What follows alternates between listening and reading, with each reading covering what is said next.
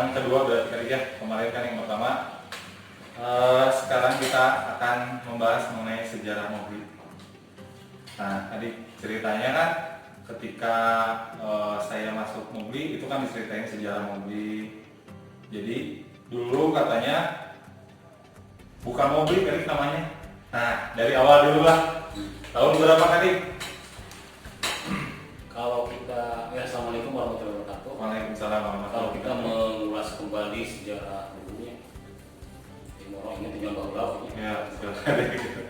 mungkin apa tahun 9495. Jadi mobil itu muncul sebelum jadi mobil. Karena kebiasaan anak-anak dulunya setelah jadi dewasa malam itu sering berkumpul dan sebagainya. Dan waktu itu kelompok itu banyak. Saya punya menginginkan, itu ini pasukan khusus ya. Sebelumnya kita ya baru pasukan khusus. Pasukan khusus Spesial Squad baru. Spesial Force. Karena saking banyaknya anak-anak pada waktu itu. Waktu pramuka kita masih menempati di Masuka Miskin, karena sekolahnya di Solo. Masuka Miskin, Pak Bapak dikenal dengan Madrasah Aliyah Medeng. Mantap. Sehingga kita kesulitan untuk menguasai wilayah untuk melatih anak-anak, sehingga memanfaatkan tempat-tempat yang ada anak-anak.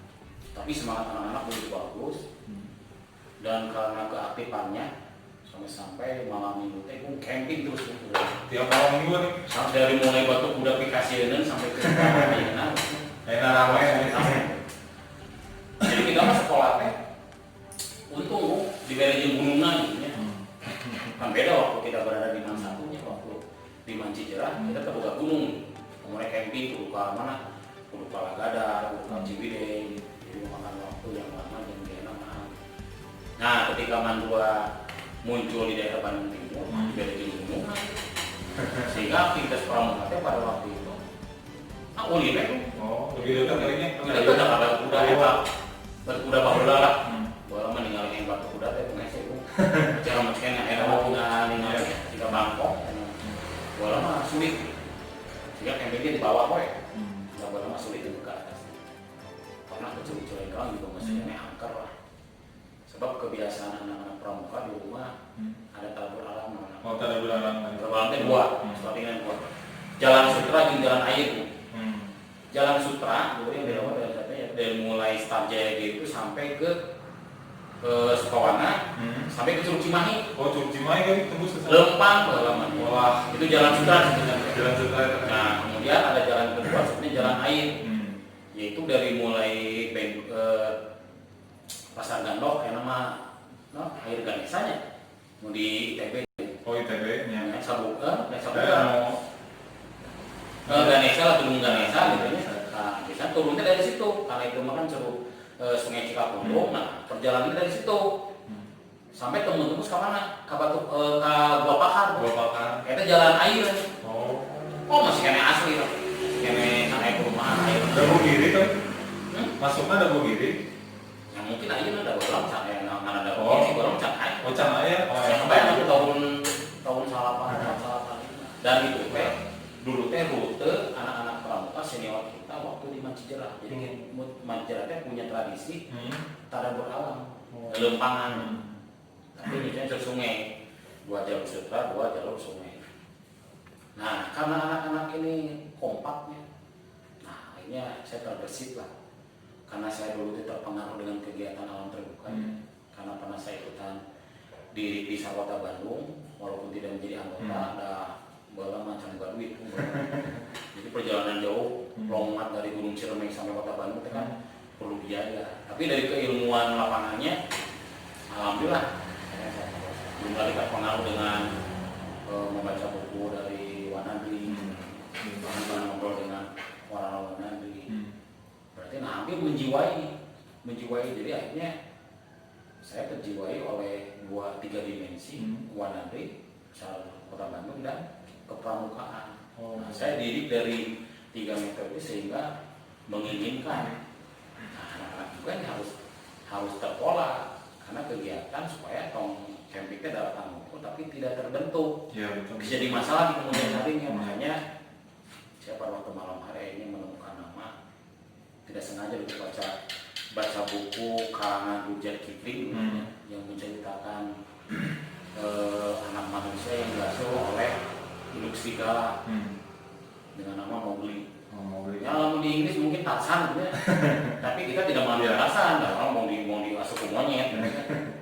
Nah, kita diasuh oleh induk negara. Kenapa kita mengambil nama Mowgli? Ternyata punya karakter bahwa serigala kalau sudah mengasuh makhluk apapun, dia akan mencintai seperti anaknya sendiri. Dan punya karakter bergerombol, saling mendukung, itu karakter. Tapi tidak mengganggu orang lain. Bukan nama anjing lah, Bung. Kita haram, tapi karakter serigalanya. Sehingga akhirnya, wah, dia perlu diberi nama ya. Saya beri nama Mowgli. Akhirnya cari logona, cari logona. Nah, pas malam hari, tersengaja gue ningali lempok sebenarnya. Ya mirip nih sih serigala. Nah, lempok mah terlalu branding nya. Nah, ini saya modifikasi. Kenapa modifikasi? Karena logo itu harus memiliki kiasan. Nah, akhirnya saya gambar logo yang seperti ini. Walaupun sekarang itu sudah modifikasi luarnya. Dulu mah logo Mowgli-nya aja. Sekarang pakai lingkaran. Karena kita perlu ada ikatan. Makanya saya kasih lingkaran. Nah, dari situ akhirnya, anak-anak harus pakai metode diklatnya nih. Dulu mah tidak ada diklat seperti sekarang. Dulu mah hasil camping, saya kukuhkan, berikrar, jadilah anggota Mowgli. Nah, waktu itu angkatan perintis lah. Angkatan Agus Nur, angkatan nenek. Agus Nur, siapa lagi? Terus Bambang, terus Dadang Domon, terus apa yang tidak jadi Jakarta nu Pradana deh. Cewek nama Ellen, terus Ira, terus Ira Sopan lagi. Ira Sopiani. Dan 4 orang perempuan terus Emma, satu lagi Ira hampir mirip. Nah, terus Jujun mantan Pradana. Nah, dulu teh anak yang saya gembleng saya ceritakan bahwa maksud tujuan Mowgli didirikannya tujuannya sebagai ukhuwah Islamiyah kita harus kuat, tapi pengabdiannya pun harus sehingga menjadi sekarang lah bahwa slogan Mowgli bahwa kita ini harus keluarga besar, ukhuwah Islamiyah dan harus pengabdian tanpa pamrih. Sehingga Mowgli terbentuk sampai sekarang itu dia tidak bisa dinilai dengan materi, tapi dia mengabdi untuk menjadi orang-orang yang bermakna bagi orang lain. Itu. Nah, seiring berjalannya waktu, maka Mowgli teh di bumbuan diwarnaan ku anak-anak. Kalau saya kan silakan, selama tidak menyimpang kepada hitohnya Mowgli silakan. Maka muncul iklan, saya beri kasih nama angkatan. Dan nama angkatan tidak segawanya jadi harus lihat situasi diklatnya. Kalau siang hari itu bisa memberikan nama angkatan tidak terjiwai, makanya wah benar tadi. Nanti selanjutnya kita bakal cerita tentang nama-nama angkatan, sejarah nama angkatan. Nanti thank you. Terus selanjutnya tadi kan itu berdirinya tanggal 2 Oktober ya? 95. Nah itu tuh berarti yang jadi anggotanya cuma 7 orang kali? 7 orang. 7 orang itu. Yang Dadang Domon, Agus Nur, silakan para komen ya. Jujun, Ira, terus Ellen, Bambang, terus Emma. 7 orang. 7 orang itu. Jadi yang perintis itu ada 7 orang. Nah tadi terus kan tujuan Mowgli cuma ada 2 tadi ya? Dua. Yang pertama ukhuwah Islamiyah, yang kedua pengabdian. Nah, kenapa tadi ngambil cuma 2 gitu? Misalkan hanya pengabdian. Nah, pengabdian itu pengabdian pada siapa tadi gitu? Contohnya. Dulu pengabdian itu dibuat karena ada senioritas, sehingga anak-anak ketika melibatkan dalam kegiatan kepramukaan, salah satu pengabdian, sehingga dia bisa mengayomi anak-anak adik kelasnya dalam segala hal, baik dalam kegiatan ataupun dalam belajar. Bahkan dulu Mowgli sampai bimbel, jadi anak Mowgli yang sudah kuliah punya keilmuan lebih membimbing adik-adiknya. Jadi Mowgli tidak bisa disebut pencinta alam lain, tapi ilmu pencinta alam. Iya sih benar tadi. Dari segi keilmuan yang lain, mereka juga mampu.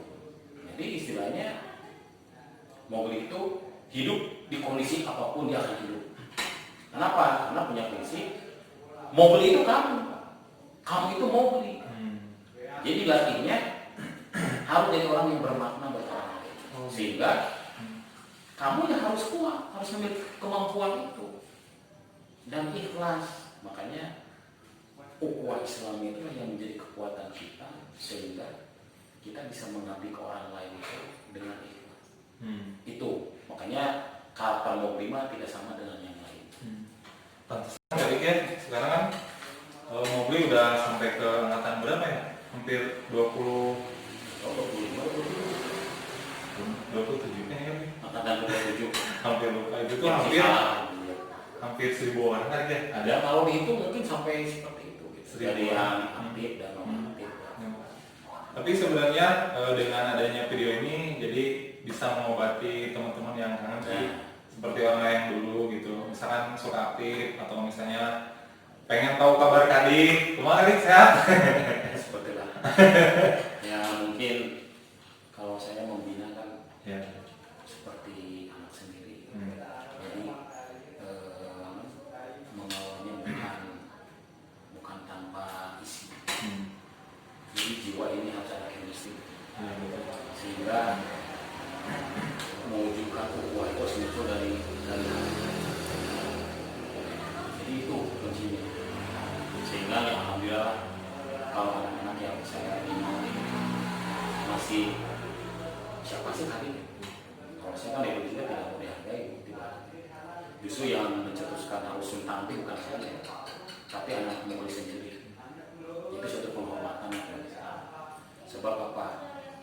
Suatu kebanggaan jika anak-anak itu bisa bangga dengan dirinya dan bangga untuk orang lain.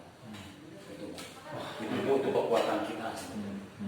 Sehingga ya sampai sekarang pun ya saya terima kasih anak-anak bisa menghargai saya. Walaupun saya tidak bisa menghargai, ada yang lebih tinggi dihargai oleh kami. Tapi jadilah orang-orang yang bermakna pada kami. Itu hanya itu Luar biasa kali. Justru saya di Mowgli tadi ngerasain yang aku mah gitu tadi ngobrol jeung kolot, kumaha carana, terus diplomasi, gimana caranya dari situ gitu, dari apa ya, dari kegiatan Mowgli malah yang terkerasa gitu tadi, terkerasa apa ya, ayo belajar kenal sih tadi gitu.